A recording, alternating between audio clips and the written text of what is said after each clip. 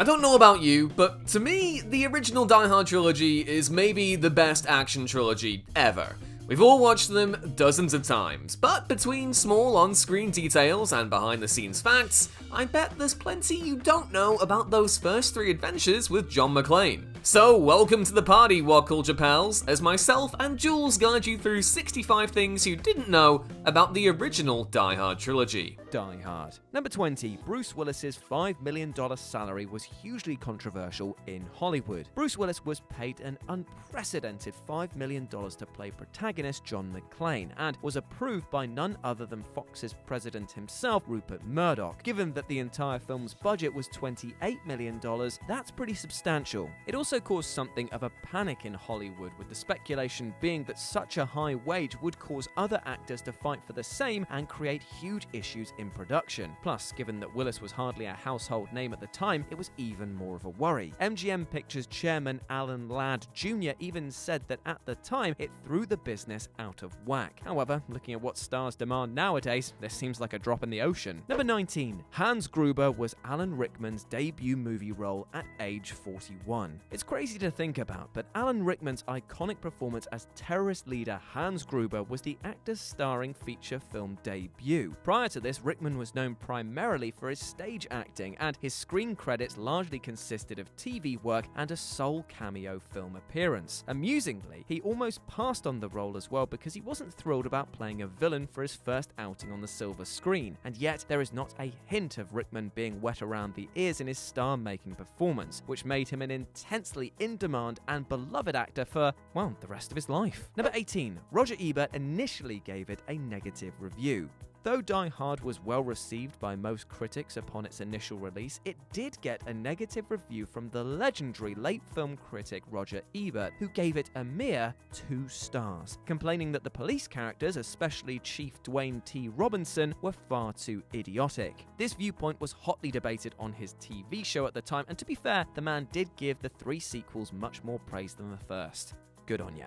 Number 17. Clint Eastwood, Robert De Niro, Al Pacino, Frank Sinatra, Arnold Schwarzenegger, and many others were considered for the role of John McClane. A ridiculous number of actors were considered to play John McClane over the years, perhaps most notably Clint Eastwood, who originally owned the rights to the novel the movie was based on, Nothing Lasts Forever, and planned to star in the film himself in the early 1980s. As a legal formality, the part was also offered to a 73-year-old Frank Sinatra at one point because he'd starred in the 1968 adaptation of the previous novel in the series, The Detective, before Die Hard was finally retooled to be a standalone movie. The most plausible prospect for the role, however, though, was Arnold Schwarzenegger, who had worked with director John McTiernan on Predator the year prior. However, McTiernan ultimately wanted an everyman actor in the role, and so eventually opted for Bruce Willis. Number 16. In the original German release, the terrorists were rogue Irish activists. The film establishes that Hans Gruber is a West German terrorist, but for Die Hard's original German release, this was changed due to cultural sensitivity towards terrorism in the country at the time. Instead, Gruber and his gang were changed to be Irish extremist activists turned freelance, with Hans Gruber renamed Jack Gruber, while Carl became Charlie, Heinrich was renamed Henry, and so on. This inevitably caused a slight issue when Die Hard with a Vengeance was released in 1995, because the film's antagonist is Hans' brother Simon, and Hans' German lineage was again brought up.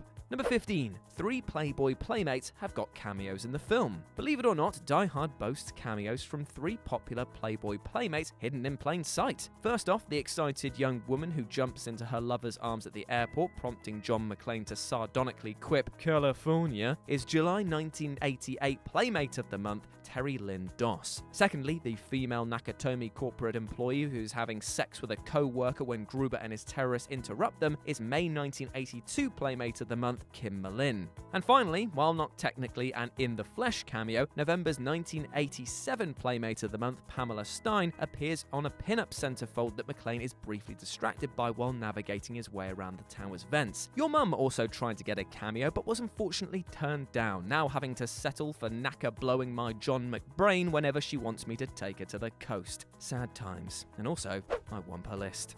Number 14. Director John McTiernan originally turned it down for being too nasty. Hot off the success of Predator the year before, director John McTiernan was offered Die Hard, though actually ended up turning it down numerous times before he finally accepted. The filmmaker reportedly found the film's tone to be too nasty, though once Fox agreed to allow him to lighten the film's mood and make it a broader, less mean-spirited piece of work, he eventually came aboard. Given that Die Hard's darkly comedic tone is one of its most identifiable and entertaining elements, it's safe to say that McTiernan was right to voice his concerns.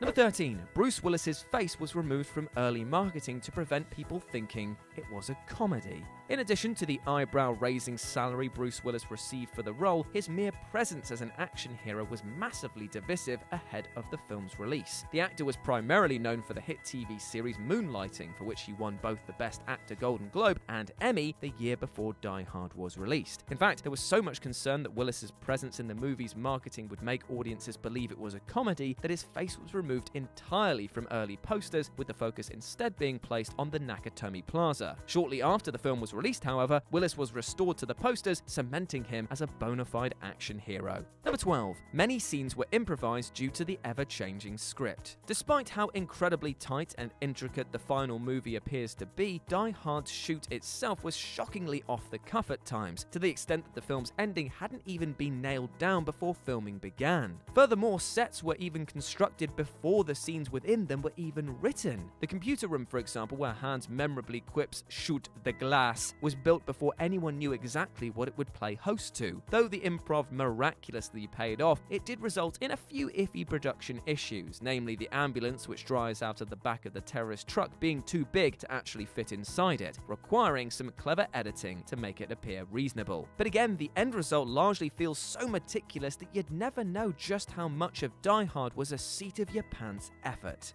Number 11. Alan Rickman flinched whenever he had to fire a gun. By all accounts, Alan Rickman was the total opposite of the terrorist that he played in Die Hard, even to the extent that he had no idea how to use firearms, wasn't trained to use them, and was visually nervous whenever he had to pull the trigger. As a result, Rickman would routinely flinch whenever a scene required him to fire a gun, which obviously isn't a particularly believable quality in a cold-blooded terrorist such as himself. This forced McTiernan to edit around Rickman wherever possible and cut away from his face whenever he was firing a gun. However, in the scene where Gruber murders the Nakatomi executive, for a few fractions of a second you can see Rickman wince at the sound of a gunshot. Number 10. Supporting characters got bigger roles to reduce Bruce Willis's shooting schedule. When watching Die Hard, you might notice that there's an absolute plethora of supporting actors who've all got little mini plots and asides that complement John's desperate actions. Well, it turns out that originally the supporting cast members had much smaller screen time, but that was changed as Willis was filming for the TV show Moonlighting. The schedule reportedly was really rough on the star because he would be shooting the TV show in the daytime and then Die Hard at night. As a result, despite being the film's protagonist, McClane's screen time was subtly reduced before shooting began in favor of the peripheral characters. Yet, you'd never know that it was a concession to accommodate an exhausted Willis because the balance feels totally perfect. Number 9.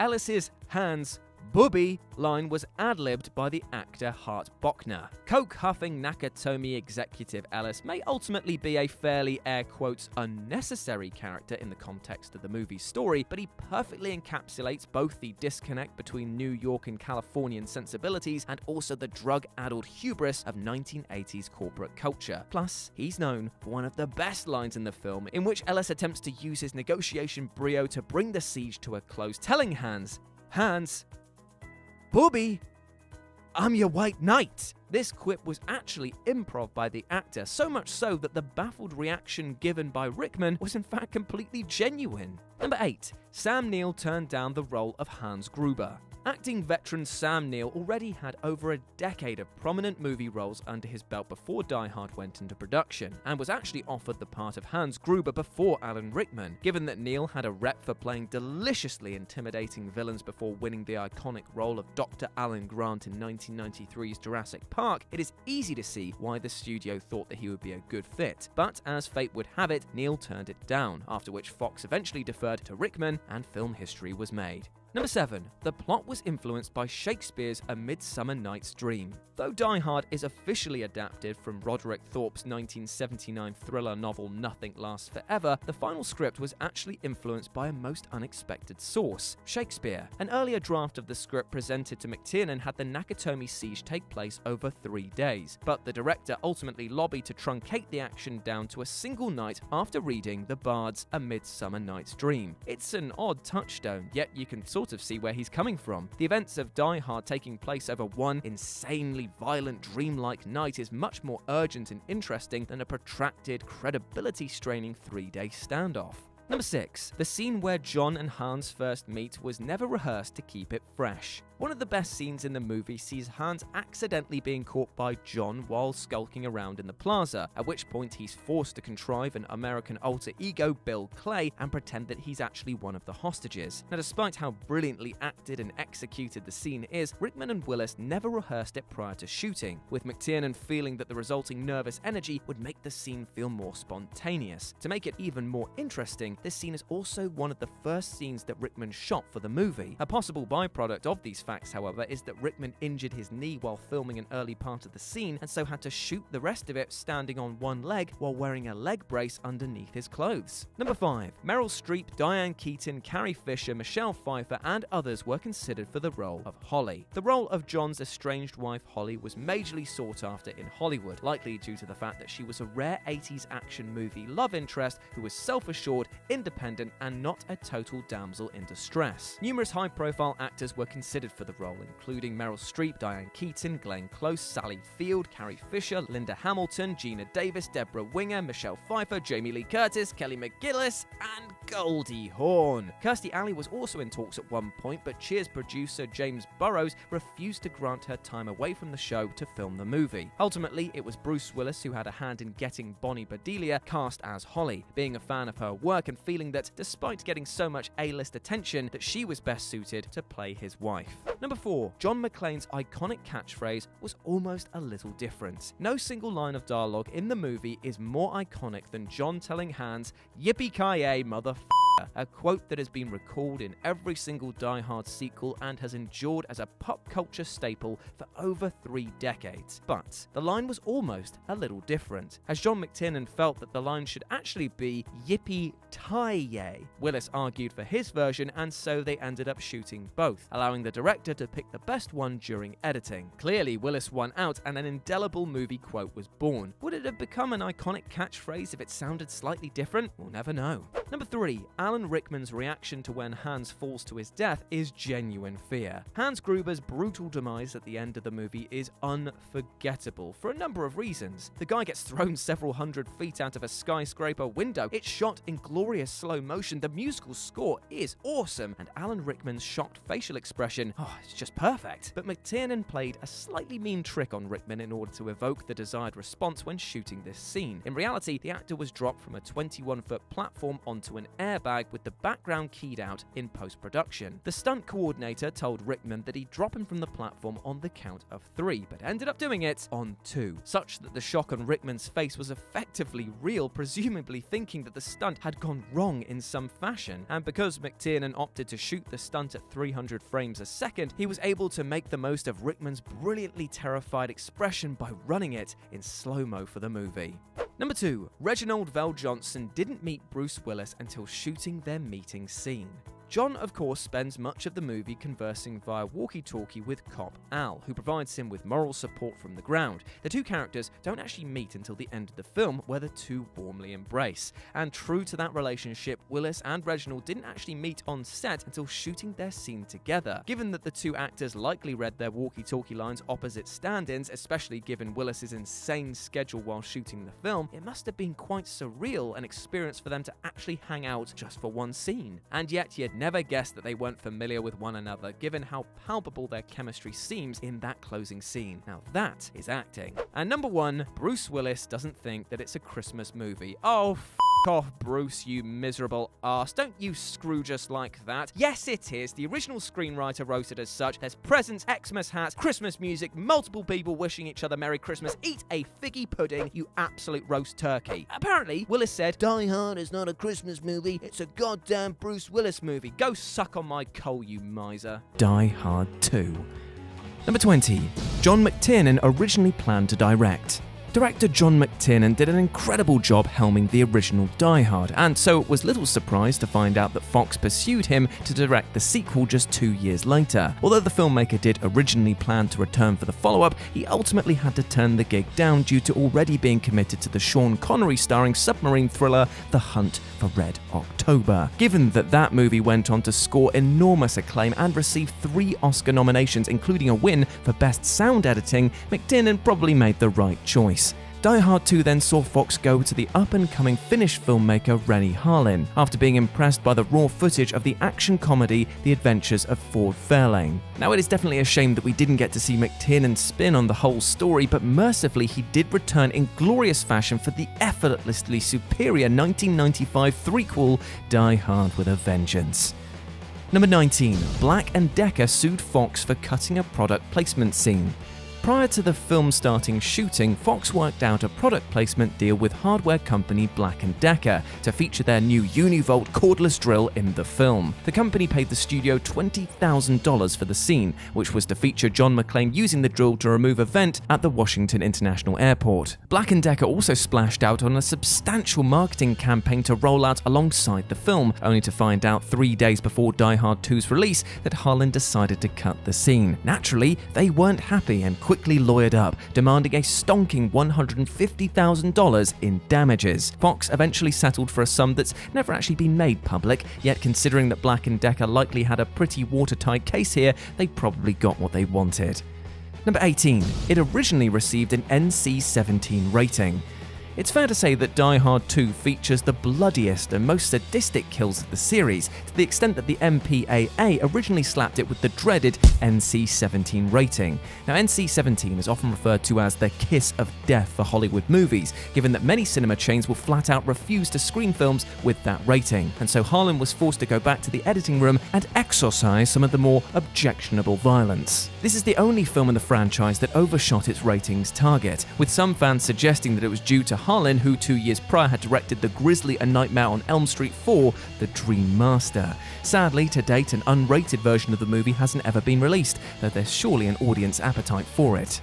Number 17. The fictional country Valverde is featured in Commando.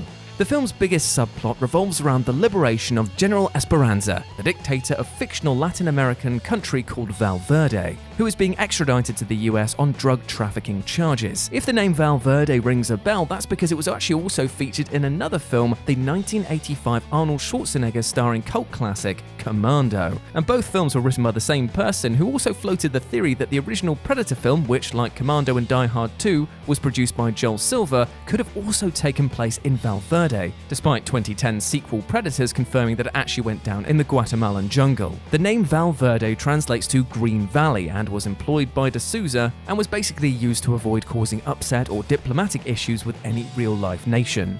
Number 16. Bruce Willis was paid $7.5 million for his role.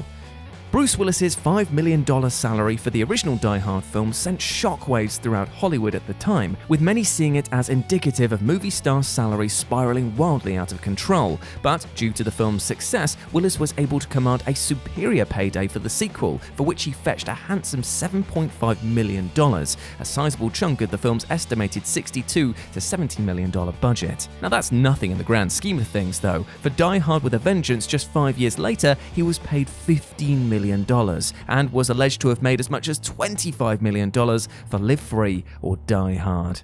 Number 15. John Leguizamo originally had a much larger role. The great John Leguizamo has a small role in the film as Burke, one of Colonel Stewart's mooks who ends up getting peppered with lead by McClane. In his candid autobiography, Pimps, Hoes, Player Haters, and the Rest of My Hollywood Friends, Leguizamo mentions that his role was actually supposed to be much larger than the relatively throwaway one that it ended up being. Once the production realized his short stature of 5 feet 6.5 inches, a whole 4.5 inches shorter than Willis, his role was cut down significantly, and his brief dialogue was ultimately dubbed over by somebody else. Producer Silver made it up to him, however, by giving him a much larger role in his 1996 Kurt Russell and Steven Seagal action thriller Executive Decision, which is ironically one of the better Die Hard style knockoffs out there. Number 14. There's a legendary made-for-TV cut of the movie.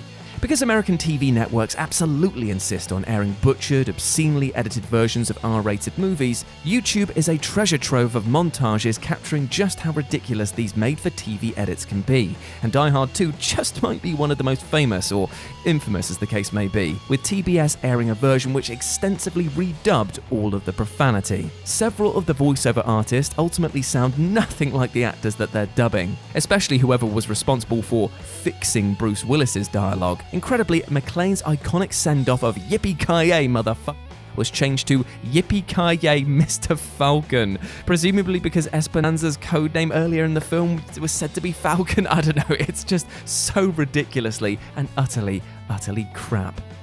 Number 13. Colonel Stewart's naked martial arts scene was Rennie Harlin's idea.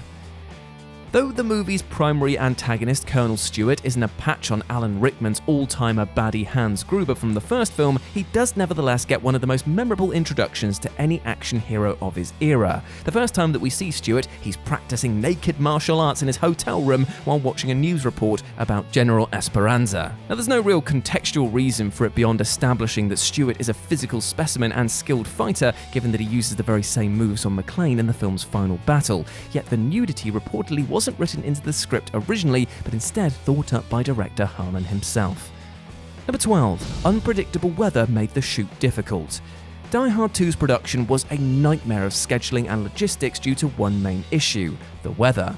In the film's DVD commentary, Harlan explains that it was supposed to be shot in Washington during the winter, but when the crew arrived, it was actually unseasonably warm, and so the crew had to trawl northwestern America for a snowy replacement. Ultimately, the bulk of the film was shot in Colorado, but even then, the snow had to be hauled to the sets from Canada or simply created artificially from snow-like substances such as paper, potato, and rock salt. Gigantic fans had to be used to blow fake snow into the background of shots to produce the desired atmosphere. Ironically though, when filming the epic snowmobile chase in Colorado, the crew was hit by a huge blizzard which forced shooting to shut down. You can't win, can you? Number 11. It has the series' biggest body count.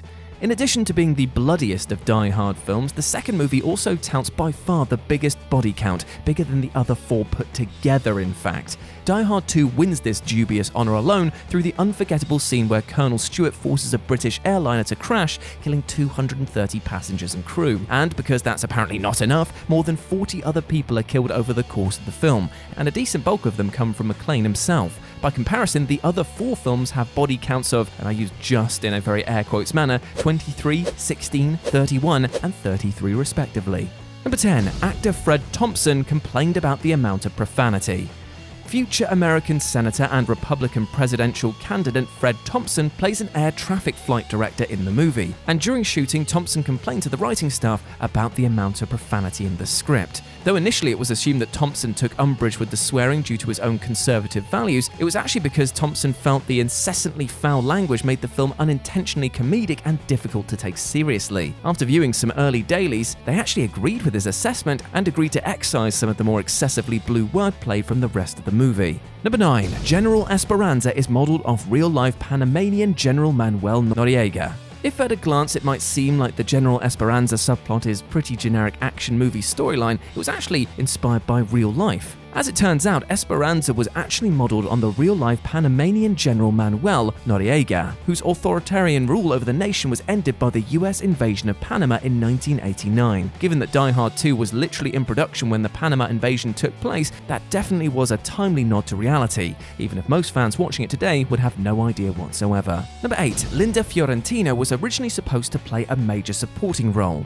Earlier drafts of the script actually featured an additional female character, and though little is known about the nature of her role, she was reportedly due to be played by none other than the brilliant, if famously difficult, Linda Fiorentino. Though she'd go on later to pick up massive critical acclaim for her unforgettable performance in 1994's neo-noir The Last Seduction, at the time Fiorentino was a low-flying, on-the-rise actress, so that goes without saying that this would have given her major early career a big boost. But given that Die Hard 2 is already arguably overstuffed with characters and plots as it is, it's probably for the best that the cut was made. Number 7. All of the featured airlines are fictional. The name of the British airline whose plane is crashed by Colonel Stewart is Windsor, which, in addition to sharing its name with the UK's House of Windsor, is unsurprisingly completely fictional. As it turns out, most airlines aren't particularly enthusiastic to show their branded airplanes crashing on screen, and so Hollywood is typically forced to defer to made-up airlines where aviation accidents are concerned. Yet Windsor actually sounds real enough, and let's be honest, you've probably never even given it a second thought. Elsewhere in the film, Northeast Airlines is also featured, which borrows its name from a real airline that went defunct in 1972. Number 6. Bruce Willis felt that it was too similar to the original. In later interviews, Willis stated that he had mixed feelings about the end result of Die Hard 2, lamenting the fact that it bore so many similarities to the original film and made excessive nods to it. Now, it's fair to say that Willis has had a complicated relationship with the series over the years, infamously and seemingly drunkenly claiming that the fourth film was better than the first, and then scarcely containing his boredom on the press tour for the fifth film. But still, you have to admit, he's kind of right here. Number 5. The same shot gets blatantly reused in one scene. There's perhaps no better proof of the art of editing than the sheer number of mistakes that filmmakers can sneak past the vast majority of viewers. Die Hard 2 has a particularly strange one in an establishing scene, where Stewart's mooks synchronize their watches and Miller grabs a package underneath the table. The close-up very clearly shows a white man's hand grabbing the package, despite Miller himself, well, being black. As if that's not odd enough, the close-up of the hand is again used barely 30 seconds later, when one of the other henchmen apparently picks up another package. How bizarre. Number 4. The Glock 7 is a fictional gun. The most prominent weapon featured throughout the movie is the Glock 7, which is said to be undetectable to X-ray machines in airports. However, this is entirely fabricated for the purposes of this film. For starters, there's no such gun as a Glock 7. The firearm featured in the film is modeled actually on a Glock 17, and the idea of a gun made entirely out of porcelain is, well, frankly ridiculous. More to the point, making a non-metal gun doesn't actually solve the problem of metal ammo. Nevertheless, the weapon's inclusion in the film only furthered the belief amongst the general public that Glocks were the go-to gun for anyone trying to sneak a firearm into a public place. The film's armourer, Mike Papak, even tried to dissuade the production from including the plot point, though his complaints seemingly fell upon deaf ears. Number 3. William Sadler trained in martial arts for several months. Though the whole naked martial arts shtick was far from his idea, William Sadler nevertheless made the canny decision to spend months prior to shooting training in both karate and Tai Chi. Additionally, Sadler also begged Harlan to push his aforementioned nude scene as far back into the shooting schedule as possible to allow him to train at the gym and fashion the requisite body. Sadler's certainly convincing as a major physical threat, even if he falls far short of Hans Gruber on the charm factor, but it definitely wasn't for nothing. Number 2. Rennie Harlan edited the film at the same time as The Adventures of Ford Fairlane. By most accounts, Die Hard 2 was a seat-of-your-pants production, with shooting starting just 7 months before the film hit cinemas, which is a frankly terrifyingly small time window for most big-budget action sequels. And because this wasn't pressure enough, Harlan also edited the film at the same time as The Adventures of Ford Fairlane, which he began shooting just 2 months before Die Hard 2 began filming. The films ultimately ended up releasing just 2 weeks apart, though unlike Die Hard 2, The Adventures of Ford Fairlane was a critical and commercial failure, even scoring Harlan a Worst Director Razzie nomination, his first of 6 Razzie nods to date. And number 1, there's a Simpsons-based foreshadowing. On Holly McClane's plane, you might have noticed that the in-flight entertainment is an episode of The Simpsons, the show's 4th ever episode, There's No Disgrace Like Home, which actually aired while Die 2 was shooting. Given that both The Simpsons and Die Hard were produced by Fox, a little cross-branding made all the sense in the world. But what you might not have noticed about this episode is that it revolves around The Simpsons amusingly using shock therapy on one another, which foreshadows Holly using a taser to shock douchebag reporter Rich Thornburg later in the film. Nice. Die Hard with a Vengeance. Number 25. The script was originally going to be used for a Lethal Weapon sequel. The script for Die Hard with a Vengeance was written by Jonathan Hensley and was originally called Simon Says. Hensley initially conceived the film as a vehicle for Brandon Lee, while the part of Zeus was originally intended to be played by a woman. The script made its way through the studio system and was eventually purchased by Warner Brothers, who rewrote it to form the basis for a 4th entry in the Lethal Weapon franchise. It's certainly easy to see how Hensley's script would have lent itself well to Lethal Weapon. With a Vengeance is the only Die Hard that could really be described as a buddy cop feature, and fans have been comparing the film to the Lethal Weapon series for a long time anyway. Even so, despite WB's plans to use Simon Says as the script for Lethal Weapon 4, they eventually passed, allowing Fox to swoop in, purchase the script, and rewrite it as a Die Hard sequel. Number 24. The part of Zeus was originally written for Lawrence Fishburne. It's hard to imagine anyone other than Samuel L. Jackson playing Zeus in Die Hard with a Vengeance, but the role very nearly went to someone else, Lawrence Fishburne. When Hensley's script was rewritten to accommodate the Die Hard franchise, some changes had to be made. One of them was the part of Zeus, a character that was actually a woman in the original Simon Says treatment. According to Quentin Tarantino, when the part of Zeus was rewritten, it was done with Lawrence Fishburne specifically in mind. As the Reservoir Dogs and Pulp Fiction director tells it, Fishburne lost out on the role because he turned down the part of Jules Winfield in Pulp Fiction, which of course went to Samuel L. Jackson. Supposedly, while Fishburne was negotiating with Fox to receive a greater paycheck to play the role of Zeus, producer Andy Vanya attended Pulp Fiction's premiere at Cannes, eventually deciding that Jackson would be perfect for the role. So that's 2 roles that Fishburne lost out on that went to Jackson. The actor was extremely unhappy with the decision, and went on to take legal action against Synergy for, quote, breaking a verbal promise in deciding to drop him from the part. Number 23. The original ending is pretty wild. Die Hard with a Vengeance has one of the most notorious alternate endings in Hollywood history, and it's kind of amazing. Instead of being caught at the Canadian border and dying in a helicopter crash, as was the case in the finished theatrical cut, the film's original ending saw Simon escape with all the gold. McClane takes the blame for the failure, and spends the next few years tracking Simon down, eventually finding him in a bar in Hungary. This is where things start to get a tad wild. As the two engage in a bit of friendly banter, McClane reveals how he's actually carrying a Chinese rocket launcher that has had its sights removed, making it impossible to tell which end will fire. He then decides to play a game called McClane Says, essentially just Russian roulette with a rocket launcher instead of a loaded gun, and asks Simon a question. What could he have brought to the meeting that would save his life? Gruber, guessing incorrectly, fires the launcher and kills himself. McClane reveals he was wearing a flak jacket and walks away, his revenge now complete. Number 22. And changing that ending cost the studio a lot of money. The decision to change the ending to something more action-oriented and more in keeping with the Die Hard spirit wasn't a painless one. Hensley mentions in the film's commentary that the decision to reshoot the ending cost the studio a lot of money, and given the final sequence involves a helicopter chase, numerous vehicles and extras, and a huge explosion, it's easy to see how that may have been the case. Whether the decision paid off in the end is up for interpretation, but the final ending definitely seems a lot more die-hardy than the original. But wait, there's more! Number 21. There was a second alternate ending that was never shot. Although only 2 endings were filmed for Die Hard with a Vengeance, there was a third that was used in an earlier draft of the film. In this version, McClane and Zeus swim to safety after the explosion on the boat, bemoaning that Simon got away. McClane, Riley says that he's not so sure, with the scene shifting to the terrorists on said plane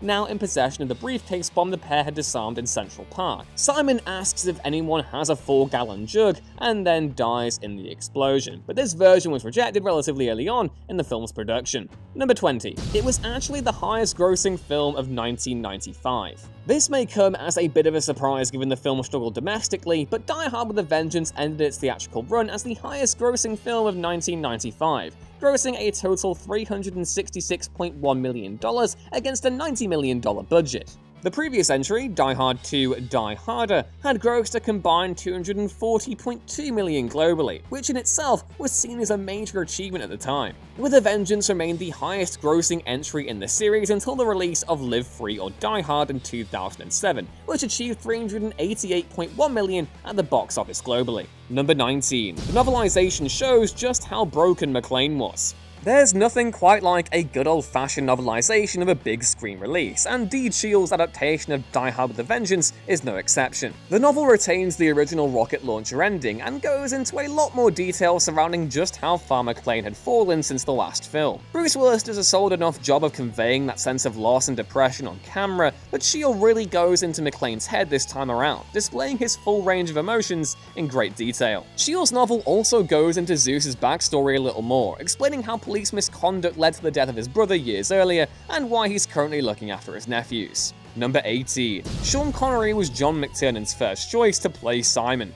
Sean Connery spent most of the 90s taking on parts in crime and action films, with perhaps the most famous being Michael Bay's The Rock, which released in 1996. However, had director John McTiernan gotten his way, Connery would have starred in Die Hard with a Vengeance instead, with the director having shortlisted the Scottish actor as his first choice for the part of Simon Gruber. Connery supposedly passed on the role because he didn't want to take on the role of a villain, with Jeremy Irons going on to play the character instead. Number 17. It's the first Die Hard to show John McClane in New York. This probably goes without saying, but it is kind of fun to note how the third Die Hard is actually the first to show McClane in his native New York setting. The first film sees John in LA, still a member of the NYPD, while the first sequel has McClane now working as a detective for the LAPD. This time stuck in Virginia, making With a Vengeance the first film in the series to show the NYPD officer in his own jurisdiction. Number 16. The revenge plot came from the writer's childhood experience. Writers draw upon their own life experiences to craft stories all the time, and Hensley is no exception. Die Hard with a Vengeance's cat-and-mouse story of revenge actually stems from a childhood experience the writer had, and the anxiety over whether it would ever come back to haunt him. As Hensley tells it, the premise behind Simon Says came from when he once injured a friend after throwing a rock at them, and the thought that said friend could decide to seek revenge as an adult.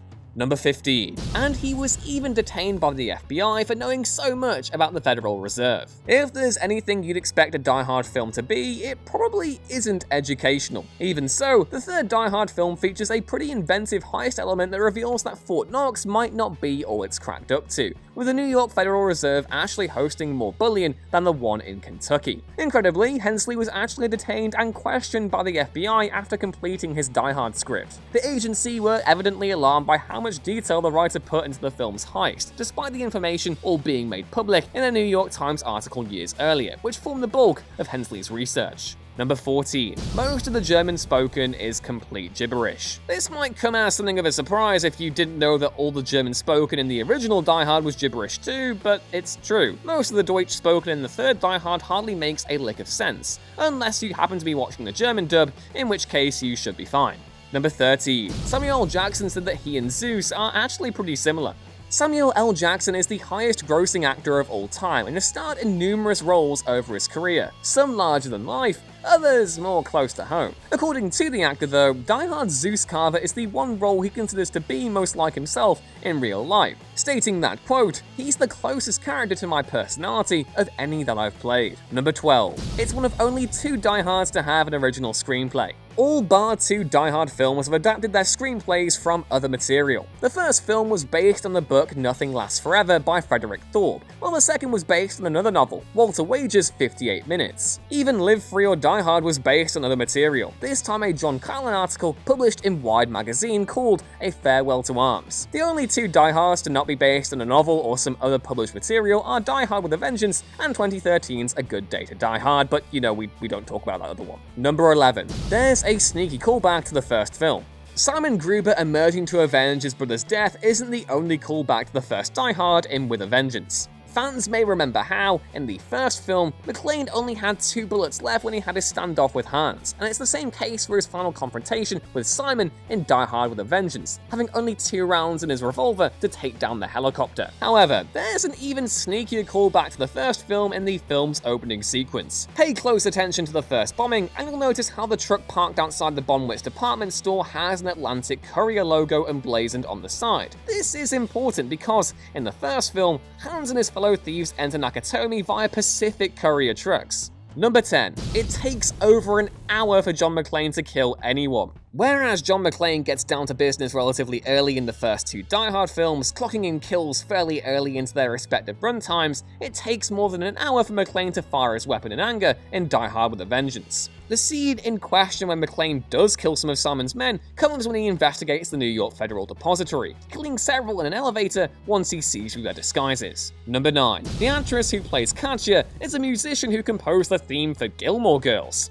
One of the more noticeable adversaries in Die Hard with a Vengeance is Katya, who's played by singer-slash-songwriter Sam Phillips. Phillips has only 3 films to her name and has primarily focused on her music since she first appeared in the third Die Hard. However, one interesting tidbit about her is that she actually composed the theme for Gilmore Girls, as well as a few other shows. Number 8. One of the proposed scripts later became Speed 2 Cruise Control. The longest gap between Die Hard sequels is obviously the 12-year one that occurred between Die Hard with a Vengeance Vengeance and Live Free or Die Hard, but the 5 years it took to make the third entry was still substantial. Die Hard 2 released only a couple of years after the first film, so why did it take so long for the third to get made? The answer, at least partly, lies in the countless Die Hard imitators and rip-offs that emerged in the wake of the first film's premiere, the most notable being Under Siege. The Steven Seagal classic was essentially just Die Hard but at sea, which posed a huge problem for writer James Hagen, who at that point had been developing a script for Die Hard 3, where John and Holly would be stuck at sea on a cruise following a terrorist hijacking. To quote that famous Ben Stiller skit, how can the same thing happen to the same guy so many times? In a somewhat hilarious turn of events, haha, Hagen's script eventually inspired the plot for Speed 2 Cruise Control, one of the most reviled action movie sequels ever released. Number 7. And another version would have involved terrorists in the LA subway. Once production commenced on Under Siege and made the John and Holly cruise script unviable, the producers pursued other options. Before eventually arriving at Hensley's Simon Says script, another premise was briefly considered by Bruce Willis and other producers, which would have seen McClane go up against terrorists who had taken control of the Los Angeles subway. This treatment was developed by writers John Fasano and Doug Richardson, but Willis supposedly rejected the idea. Number 6. There's a reason it took 5 years to get made, apart from the rip-offs. Apart from Under Siege throwing the original plans for Die Hard 3 out the window, there were a few other issues that went on behind the scenes that delayed production on the sequel. Following reported production troubles on Die Hard 2 and Predator 2, Fox decided to cease its working relationship with producer Joel Silver, who had been involved with both the first Die Hard sequel and the original, as had producer Larry Gordon. The two producers parted ways and proceeded to have a bit of a fight over Bruce Willis, who appeared in The Last Boy Scout in 1991, while Gordon was tapping the actor to appear in a different film. Compounding problems further, Willis then had a falling out with Silver, which effectively ended his working relationship with both producers. This, combined with the aforementioned script troubles, meant it took 5 years for the third film to get made, with producer Andy Vanya replacing both producers after the fallout. Number 5. It got parodied in The Incredibles. In what is assumedly the only connection between Die Hard and Pixar, the scene where Zeus tries to get the payphone while being held at gunpoint by a cop was later referenced in The Incredibles, again with Samuel L. Jackson. After being caught doing vigilante things by a shaky cop, Jackson's character, the superhero formerly known as Frozone, slowly reaches for a nearby cup of water, in a manner not all that dissimilar to how Zeus reaches for the phone in Die Hard with a Vengeance. Number 4. It wasn't shot entirely in New York. Despite 95% of Die Hard with a Vengeance taking place in New York City, a lot of the film was actually shot in South Carolina. The bridge Zeus and McClane jump from is near Charleston, while the New York subway sequences were filmed on set in the same state. Number 3. It's not the first time Jeremy Irons played Simon Says on camera. Jeremy Irons has had a long and impressive career as an actor, starting out on the West End and taking on a number of roles in Shakespearean productions. Before making the transition to the big screen though, he actually spent a brief period of time as a children's TV presenter, where he worked on a show called Play Away. Play Away involved all sorts of children's games, including Simon Says, so when it came time to play Hans Gruber's maniacal brother in Die Hard, Irons was, in a way, coming full circle. Number 2. The origin behind the water jug riddle. Just as a childhood encounter informed the revenge plot of Die Hard with a Vengeance, another also formed the inspiration behind the film's infamous water jug riddle. Everyone will remember a maths question they couldn't quite wrap their head around, and for writer Jonathan Hensley, the film's water jug riddle was inspired by one such one. And number 1. John McTiernan could have released a very different film in 1995. John McTiernan has a pretty impressive filmography. While the director hasn't presided over any project for a long time now, he has the likes of Predator, the first Die Hard, The Hunt for Red October, and Last Action Hero to his name. Before he was handed the keys to the third Die Hard though, McTiernan was also offered the chance to direct a sequel to Batman Returns, which eventually became Batman Forever. McTiernan passed on the offer, but one can only imagine what he would have done with The Dark Knight. It's fair to say it would have probably differed a great deal to what Joel Schumacher eventually came up with, but if it meant missing out on Die Hard with a Vengeance, well, the choice is easy.